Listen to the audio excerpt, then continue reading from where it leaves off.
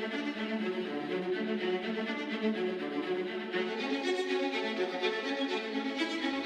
who graduated this year, also Notre Dame, class of 16. Emily has been involved for the last couple of years with the work of the Institute, and her background is in construction. She's worked even in a nuclear plant, very relevant these days.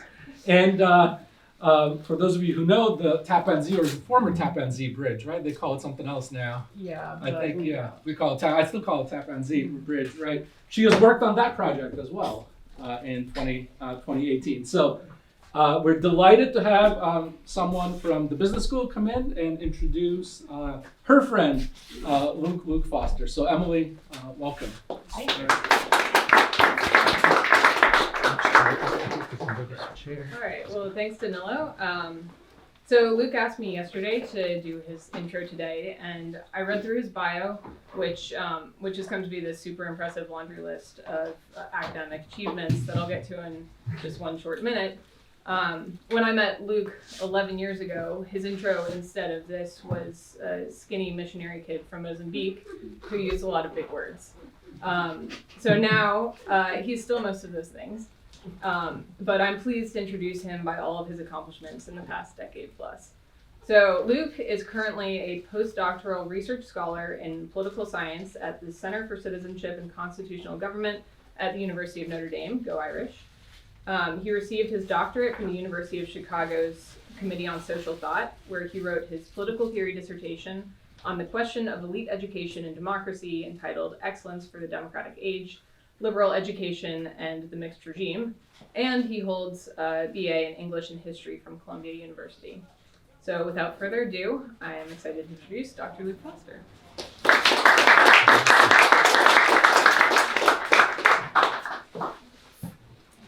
All right. Well, thank you very much, and my thanks to Emily especially, and Danilo and the Institute for having me today, and to you all for coming. I know it's middle of a Tuesday, in the middle of the semester is a busy time, and your time is precious, so it's an honor, and I'm hopeful this can stays on. I wasn't told there would be a grand podium. I thought we would be equals around a seminar table. So bear with me if this format is new to me. So what I wanted to offer you guys today is both something that's really an extract from the broader project of the dissertation, which, as you heard, I just finished over the summer, and in the process, should all go well, of turning into an academic publication. And so, really, for me, the selfish benefit of doing talks like this is to hear feedback, hear objections, get your comments, and then that will help me refine, revise for the book version of the dissertation. So please do, have that in mind when you come with your killer defeaters and your zingers in about half an hour. The whole project, as you've heard, is about sort of trying to think about elite popular tensions in democracy, specifically American democracy today, in a constructive way. Right? There have been quite a plethora of critiques. We're all familiar with the bad versions of elitism and populism, but what I wanted to offer was kind of something constructive about thinking about the pivotal role that education plays in elite formation today, and thinking about could we possibly design education to produce better elites, who could kind of better serve the polity of the country as a whole. And so as part of that, drew on a number of theorists, a number of different accounts, and the touchstones for me, as I think for many of us in thinking about democracy, turn out to be Plato, who of course kind of gives us the very concept of theorizing about democracy, of kind of naming regime types, thinking about their dynamics. In the ancient world, and Alexis de Tocqueville, who in the 19th century, I would argue, really kind of set the terms of thinking about modern democracy and its dynamics. And so there really are parallel thinkers, but quite different in their prescriptions. So basically, the structure of what I want to do today is take you through Plato's sense of what tends to go wrong with democracy and what education can do about it, the kind of the negative and the positive version. Take you through Tocqueville's account of those two things, and compare them at the end to argue that ultimately in our situation, and perhaps specifically to make it practical in the situation of Harvard graduates or soon-to-be graduates, there's more to be gained from following Tocqueville than Plato. He speaks more directly, I think, to our situation and our potential duties in the present moment. But again, I really want to hear from you guys whether you find that plausible and whether kind of what he has to say resonates with your experience at all. So the background idea here, in fact, for both Plato and Tocqueville, is this classical idea of the mixed regime. The basic concept is that each regime type, classically the rule of the one, monarchy, the rule of the few, aristocracy, and the rule of the many, democracy, has its characteristic advantages and disadvantages, characteristic virtues and vices as well. And even Plato specifically insists on this, that there are particular human types that are cultivated that are characteristic of each regime. And so that no single regime is going to be without major flaws, that are characteristic of its internal dynamics. And no single regime sort of captures all of the necessary qualities of being human, of living a flourishing and complete life. And so the general advice in this tradition is going to be, in order to compensate for the potential flaws of a given regime, you need to mix in elements of a different one. And so these kind of apparent tensions or contradictions, say between having some aristocratic elements in a democracy or vice versa, are actually necessary and fruitful because it makes the whole regime more stable, more balanced, again, more capable, I would say, of expressing a complete sense of human life or human purposes. Both Plato and Tocqueville sort of sit somewhat awkwardly in the mixed regime tradition for reasons we can talk about later. But both of them have this characteristic tendency to look for balance or offsetting principles, counterweights, to use a different mechanical metaphor. So to understand, I think, each of their prescriptions, right, their positive views, we want to understand what specific vices they see in democracy that need to be offset, that need to be compensated for. So Plato's account in the Republic is quite familiar.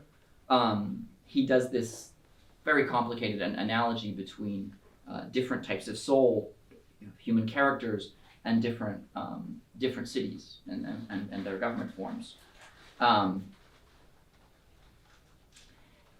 And so the critique of the democratic city is, on one level, quite straightforward, right? There's this, it's a familiar worry about the rule of the many being effectively the rule of the poor, the rule of the passions, and a tendency towards anarchy from excessive freedom. Excessive freedom ill-used. And so to quote a little bit of that description, so we have kind of the image in our heads. Right. He's talking about this democratic city as it's in the process of decaying towards tyranny. And so looking at, this is again kind of the meta thought in the mixed regime tradition. You want to avoid each of the good regimes has within itself the potential for tyranny. You want to prevent decay towards the tyrannical version. So this is Socrates talking to Glaucon, the middle of Book 8, and he says, this anarchical temper of democratic cities must penetrate into private homes and finally enter into the very animals. Well, just what do we mean by that? Glaucon said. Why, Socrates said, the father who habitually tries to resemble the child and is afraid of his sons, and the son likens himself to the father, and feels no awe or fear of his parents, that he may be a free man. And the resident alien feels himself equal to the citizen to him, and the foreigner likewise. The teacher fears and fawns upon the pupils, and the pupils pay no heed to the teacher either. And in general, the young ape their elders and vie with them in speech and action, while the old, accommodating themselves to the young, are full of pleasantry and graciousness, imitating the young for fear that they may be thought disagreeable and authoritative. Right? And at some level, this just sounds like kind of, classic elitist grousing about the genuine benefits of freedom that democracy brings to many. Right? We could read on that level, but I think the introduction of the teacher, and this sense that in a democratic society, once it's fully developed, even very legitimate forms of hierarchy or authority, like teacher and student, become problematic, become almost untenable in democratic culture, is not perhaps so unfamiliar to us, right? One of the very odd dynamics I find in graduate school is that we're expected to address senior scholars in the field, on whose letters of recommendation depends our entire academic fate, by their first names, right? As if, the 75-year-old world-class specialist who will decide my entire future is somehow my equal. I mean, it's absurd. And so again, I think when we think about the educational institutions we spend our time in the context of the broader dynamics of democratic society, we see something of what Plato's worried about in a subtler way than just saying, well, the poor will vote to expropriate the rich or something. Okay, that's the democratic city in Plato's version. Now, what can be wrong with the democratic soul? What's the psychic analogy to this regime type? It turns out to be a dilettante, really. Not necessarily a totally unvirtuous or undisciplined person, but someone who has no coherent structure to his life. And in particular, I think someone who cannot rank or order his different desires, right? There's a kind of psychic equality, which means that by default, he's a creature of impulse. He sees one thing and is attracted to it, runs after it for a while, then sees something else, and there's no way of judging between different values or priorities in life. So this person is described by Socrates again. He lives along day by day, gratifying the desire that occurs to him. At one time drinking and listening to the flute. At another downing water and reducing. Now practicing gymnastics, and again idling and neglecting everything. Sometimes spending his time as though he were occupied with philosophy. Often he engaged in politics, and jumping up says and does whatever chances to come to him. And if he admires any soldiers, he turns in that direction, and if it's money makers, in that one. And there is neither order nor necessity in his life, but calling his life sweet, free, and blessed, he follows it throughout. So a number of interesting things there. We probably don't have time to go through all of them, but what I want to emphasize is that this isn't the sort of easy, lazy critique of the millennial who lies on his couch watching Netflix all day in his parents' basement, right? This is actually someone who's quite gifted in various fields. He's probably quite wealthy because he can hire philosophy tutors and gymnastic trainers, etc. He has a certain kind of discipline, right? He diets for weeks on end. And each of the individual things or goods or ways of life that he pursues are in themselves possibly quite good, right? Real physical health and excellence has a claim. Political civic virtue has a claim. Philosophy has a claim to be. Even soldiering, even money making in some sense, right? Each of those could be good, but the point is that there's no coherence in this life. It's like water overflowing its banks. It just splurges in every direction.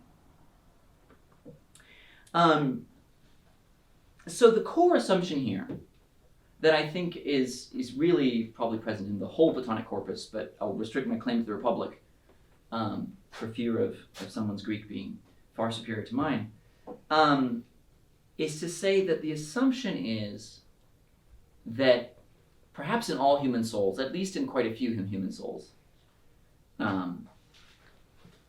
Plato assumes that there's just a lot of desire sloshing around, right? That there's a kind of psychic energy or drive that just is there and will be expressed somehow. Right?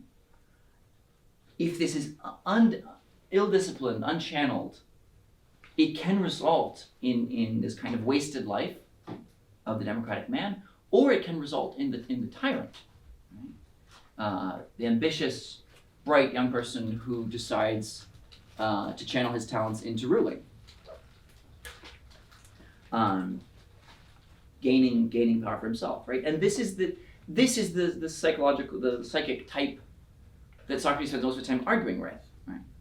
The ambitious young men of the elite, Thrasymachus, Glaucon, Adeimantus, and others, who want to rule, right? They have all this spiritedness churning around in their souls, and the Socratic Platonic endeavor is to kind of curb and channel those impulses in a healthier direction, right? So the whole case for this philosophical life is a case for how you should live, and something that is worthy of yourself and your gifts, more worthy than tyrannical ambition.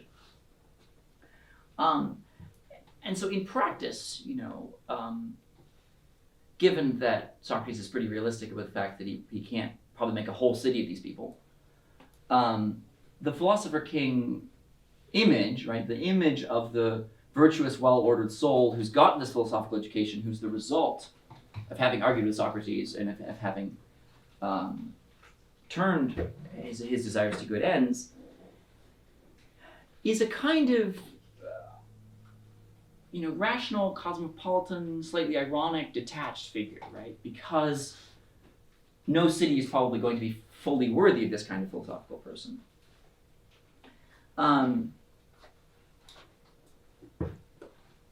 So Glaucon says, having heard the whole argument for why the philosopher's way of life is superior to the tyrant's, Glaucon says, well, this philosopher will be willing to take part in the politics of the city we were founding and describing, the one that exists in theory, for I don't think it exists anywhere on earth. And Socrates responds, but perhaps there is a model of it in heaven for anyone who wants to look at it and to make himself its citizen on the strength of what he sees. It makes no difference whether it is or ever will be somewhere, for he would take part in the practical affairs of that city and no other. So again, making the analogy concrete, this is, I think, one viable vision of how we should live or what we should seek to be as people who have had the immense privilege of a lot of education and a lot of time to reflect on what is good and worthy of living for. We can respond to the real corruption and perverse incentives of our society and our polity by saying, well, I'll be detached. I'll do the good I can where I can. I'm going to trust to reason rather than passion. I'm going to try to curb my desires and channel them in a healthier direction with this philosophical perspective, this kind of reflexive capacity to abstract away from what I want right here and now, and also crucially, right, the people and the communities and the places I know and have experienced. So that's the Platonic diagnosis and prescription. Far too hastily summarized, and we can, again, please do raise objections and doubts about how I've sketched it out.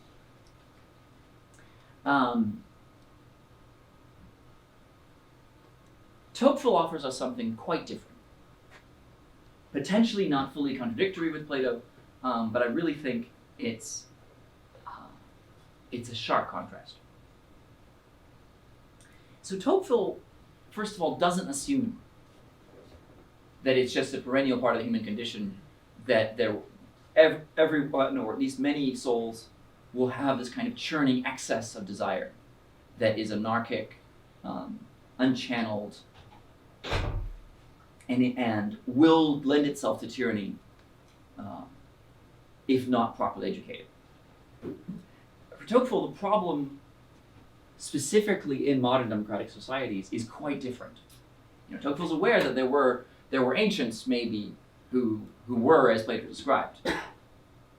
But Tocqueville's vision, as a lot of you guys will know, even of tyranny, is quite different.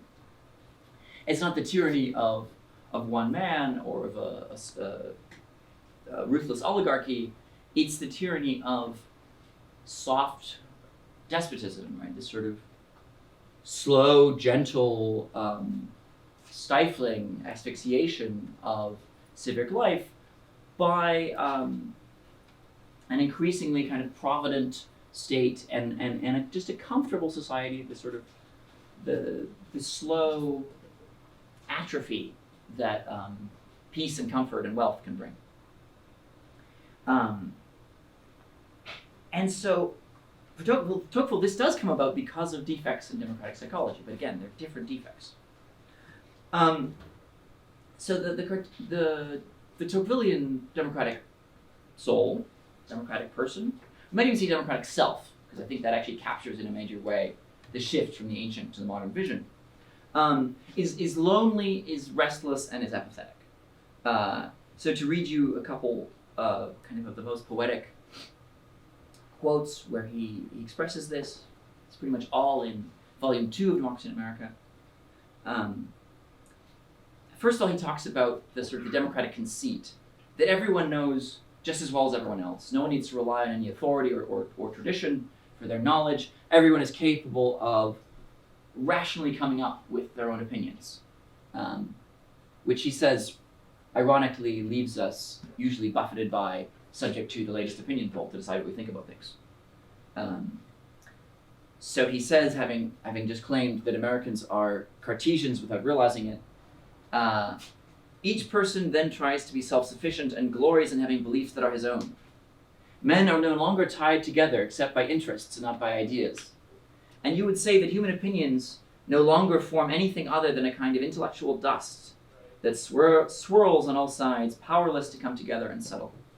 Thus, the independence of mind that equality suggests is never so great and never appears so excessive as at the moment when equality begins to become established and during the painful work that establishes it.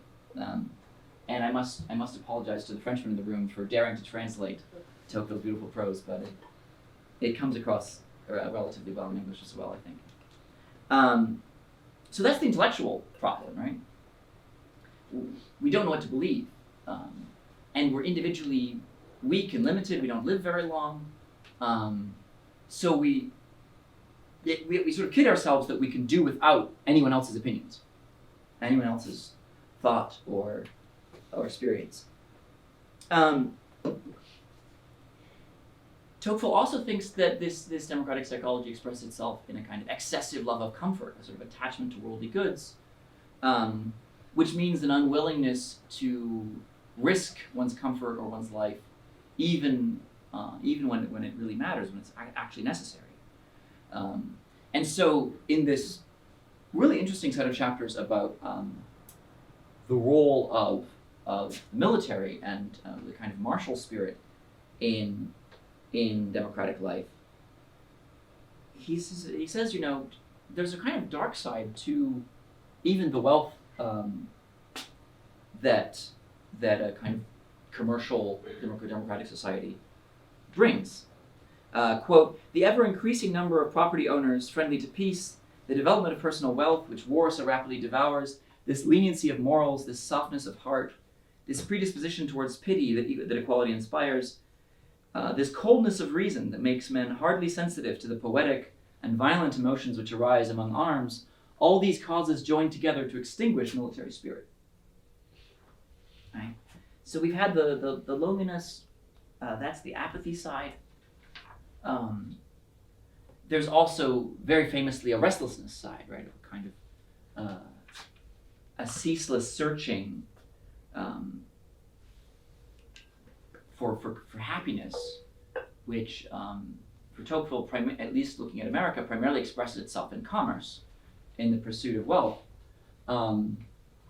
And then he says, well, there's this great irony of after spending 6 days frantically busy, trying to make a quick buck, finding ways to Skype off each other, then Sunday comes around and the factories go silent, and the businessmen close up their books, and they take their kids to church, and they hear nice sermons about how they should be good to each other. And there's this kind of radical duality between this sort of intense piety and this intense greediness, really, 6 days a week. And it's 190 years later, it might well be the case that that intense Sunday hush no longer characterizes American society, in which case his point might be even stronger about restlessness. So what are Tocqueville's solutions, right? In a way, though perhaps less obviously than the Socratic dialogues, all of Tocqueville's writing is an attempt to educate democracy and educate democratic people. At the very least, educate leaders for democratic peoples who can, in this mixed regime tradition, act as a counterweight to these characteristic maladies of democracy, who can kind of remedy, be an antidote for these lonely, restless, and apathetic tendencies. So the key thing Tocqueville says, really shockingly, is that you need to stir up desire in the heart. You can't just assume that there's this excess of desire sloshing around, is you actually need to stir it up in the first place. And he says explicitly, I'm less worried about tyranny than I am about mediocrity. And he says, I'm less worried about excessive pride than about excessive humility. So, to quote it directly, he says, so far from believing that humility must be recommended to our contemporaries, I would like you to try hard. You, by the way, being the reader who is sensitive to these defects of democracy and wants to correct them, I would like you to try hard to give them a more vast idea of themselves and of their species. Humility is not healthy for them. What they lack most, in my opinion, is pride. I would willingly give up several of our small virtues for this vice. And here he sounds very unlike his great teacher, Pascal. And Pascal's great teacher, St. Augustine. He goes on, I fear the boldness of desires much less for future generations than the mediocrity of desires. What, according to me, is principally to fear in the coming centuries is that in the midst of the small, incessant, and tumultuous occupations of life, ambition may lose its impetus and its grandeur, that human passions may become exhausted and lower, and that each day the appearance of humanity may become more peaceful and less elevated. Okay. That's the start of the prescription. Where are we supposed to get this this prideful, ambitious love of greatness from in democracy, right? As Tocqueville said repeatedly, very little in daily experience in democratic life encourages it. For him, the kind of key resource is precisely reading about the ancient world. And for him, the chief recommendation of classical literature is that it's aristocratic in spirit, right? So, again, he's assuming, kind of with Plato, that the ancient psychology is different, that there is this kind of, it's not just a general restlessness, but there's a specific desire for greatness and for rule, which is dangerous, but that is in a way healthier than the democratic modern default. So you see this all over Tocqueville, but one of the really striking moments, and from which the title of this talk is derived, is in a letter to his friend Beaumont, where he says, this is 1838, by the way, this is after he's written Democracy in America. Tocqueville's education is very spotty. He never really had a proper kind of orderly introduction to the classics. So he reads Plutarch for the first time at the age of about 40. And he writes to his friend, there are moments in reading Plutarch's lives, when I fear becoming mad in the manner of Don Quixote. My mind is completely crammed with the heroism that is hardly of our time, and I fall flat when I come out of these dreams and find myself face to face with the reality. Now, I mean, that's so interesting on multiple levels, because both in the 19th century reading Don Quixote from the early 17th, there's an anachronism, right? The act of reading at that point in history something 2.5 centuries before. And yet, Cervantes is already writing about the sense of chivalry and heroism as anachronism in early modern Spain.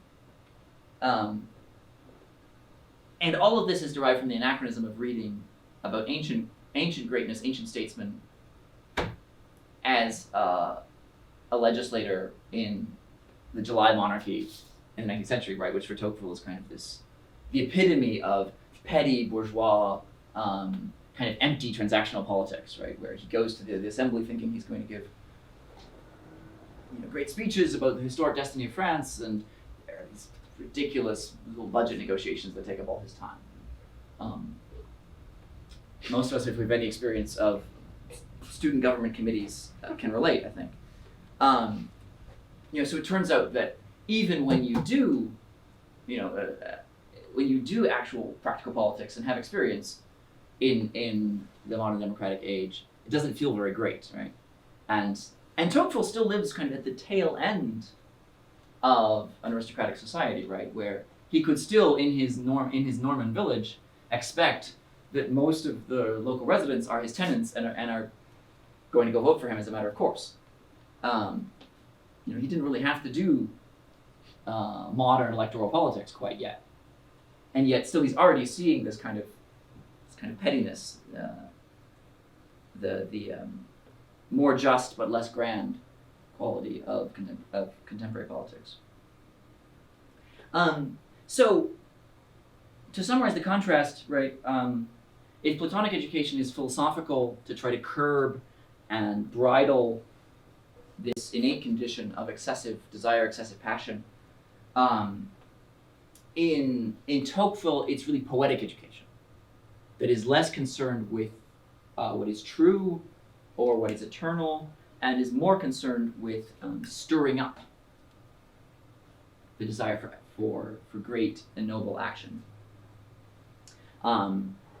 And this goes with the contrast between their two fears, right? For Plato, it's personal tyranny. For Tocqueville, it's kind of generalized soft despotism. Now, if what Tocqueville has to leave us with is just being Don Quixote, that doesn't seem terribly constructive, right? I mean, the guy's crazy. He his adventures are adventurous, but they're also kind of miserable. Yet there are, I think, a couple hints of a positive vision of, infusing the good things of democratic political life with some of these nobler aspects of greatness in Tocqueville. And in particular, I think there is a vision of what a responsible elite would be that is formed in the classics, and yet also is in touch with the ideas, the texts, the stories that form the kind of local folk culture as well. They're capable of kind of mediating between the everyday and the transcendent. And so, it would take too much the time we don't have here to marshal all the evidence for that. But to leave you with kind of a glimpse of it, in the Ancien Régime, his book on kind of the fall of the French monarchy and the rise of the Republic, he's analyzing the causes, right, of the destruction of the 18th century monarchy. And for him, the main thing is that the nobles' privileges have become totally detached from responsibilities. They're a kind of effete, disconnected class who are exempt from land taxes, and yet aren't actually serving as justices of the peace or recruiting regiments for the army as they were supposed to do. The contrast is in the Vendée, it's one region in western France, And so he says, quote, "The nobles who are said to have refused to do their duty toward the king," meaning they didn't go to Versailles, they didn't go and become kind of pet decorative nobles when Louis XIV asked them to, were the only ones in France who would later take up arms in defense of the monarchy, some of whom would die in combat on its behalf. Moreover, they owed this glorious distinction to one thing only, the fact that they were able to retain the loyalty of those peasants among whom they were criticized for preferring to live. These are not the absentee landlords, the ones who actually endured famine and prosperity together with their tenants. So I think that is kind of the vision of what this poetically formed elite should be doing in Tocqueville's terms. Okay, so I've given you kind of the Platonic sketch, diagnosis, prescription, the Tocquevillian diagnosis, prescription, and to conclude, to draw them together in terms of the lessons for today and for us.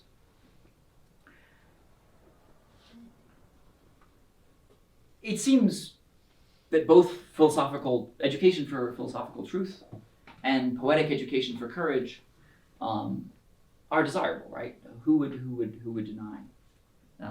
We might quibble about the definitions of truth and courage and of philosophy and poetry, but most would say that those are both good things, and most practitioners of liberal arts or students of liberal arts say that they like both those things. Yet, I think if we look around at the sense of restlessness on campus, the very troubling statistics about the pervasiveness of mental illness on campuses, the sense that a lot of elite students and graduates have of being kind of useless or alienated from broader society, and also crucially the ways in which they are resented, perhaps by people who don't have that experience of higher education. Tocqueville's diagnosis strikes me as the more recognizable one, the more familiar one. If you have experienced teaching students, I don't have a lot yet, but I've maybe had just over 100 students at this point. Every now and then you meet someone you think might be in danger of being a Thrasymachus, right? Who has this kind of really hubristic sense of their own greatness. But most people you meet are much more like Tocqueville's Cartesians, right? They're yes, they're proud of their intellects and their ideas, but they don't realize to what extent they're just regurgitating prevailing prejudices, right? There's a kind of contentment very often with being in the cave. And so the practical conclusion seems to me, as students and as teachers of the humanities, would be that we should be reading and teaching our students to read, not just to grasp concepts, not just to have a kind of abstract vision of the truth of an idea, but to nourish this quality that Plato calls thumos, right? That spirited desire for greatness. And lastly, again, lest this sounds sort of too much like Tocqueville's injunction to pride, I think there's a real sense in which magnanimity and humility are related. They're both virtues that entail recognizing a real standard of greatness outside of ourselves and beyond ourselves. Magnanimity, right, being the self-sacrificing willing disposition to seek great things for the common good. Humility being the disposition to recognize that we are not ourselves that good, right? That we are simply servants of or subject to a standard of goodness and truth that we did not create.